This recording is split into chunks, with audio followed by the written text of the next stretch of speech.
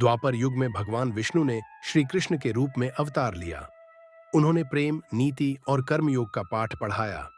श्रीमद् भगवद गीता का उपदेश श्री कृष्ण ने ही दिया, जिसमें उन्होंने कहा, कर्म करो, फल की चिंता मत करो।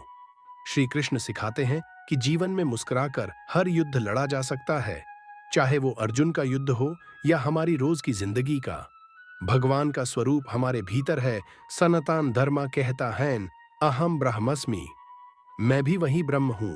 इसका मतलब ये नहीं कि हम भगवान हैं।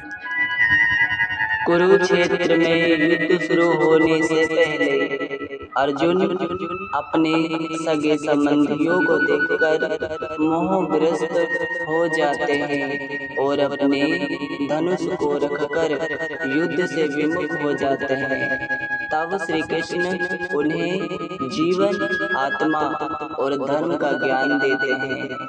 वे कहते हैं, हे अर्जुन, आत्मा न कभी जन्म लेती है न मरती है। जो हुआ वह अच्छा हुआ, जो हो रहा है वो भी अच्छा हो रहा है, जो होगा वो भी अच्छा ही होगा। ज्ञान योग और भक्ति योग। कृष्ण समझाते हैं कि सही ज्ञान योग कर्म की शुद्धता और मन की एकाग्रता से मोक्ष प्राप्त होता है। मन चंचल है, लेकिन अभ्यास और वैराग्य से उसे नियंत्रित किया जा सकता है। कर्मयोग अध्याय 3। कृष्ण अर्जुन को निष्काम कर्म का उपदेश देते हैं। कर्म किए जा, फल की चिंता मत कर।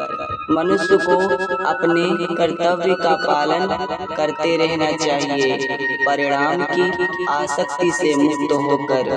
बल्कि ये कि हमारे अंदर वही चेतना है जो भगवान की है। भगवान की भक्ति करने का अर्थ केवल पूजा करना नहीं है, बल्कि अपने कर्म, वाणी और विचारों को भी दिव्यता से भरना है। आज के समय में भगवान की भक्ति क्यों जरूरी है? कालयुग में जब मोह, लोभ, क्रोध और द्वेष बढ़ते जा रहे हैं, तब भगवान का स्मरण, भक्ति और ज्ञान ही एकमात्र उपाय है आत्मा को जगाने का। एक बार राम, कृष्ण या हरि का नाम हृदय से निकल जाए तो वह पूरे अस्तित्व को पवित्र कर देता है।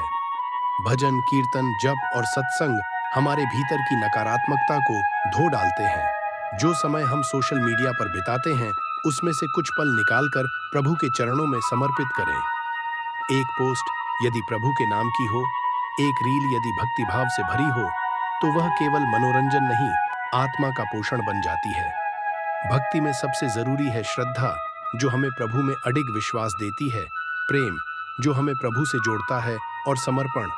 आत्मा अजरमर है, न जायते म्रियते वा कदाचित। आत्मा न कभी जन्म लेती है, न कभी मरती है। वह शाश्वत, अजर और अमर है। शरीर नश्वर है, आत्मा नहीं।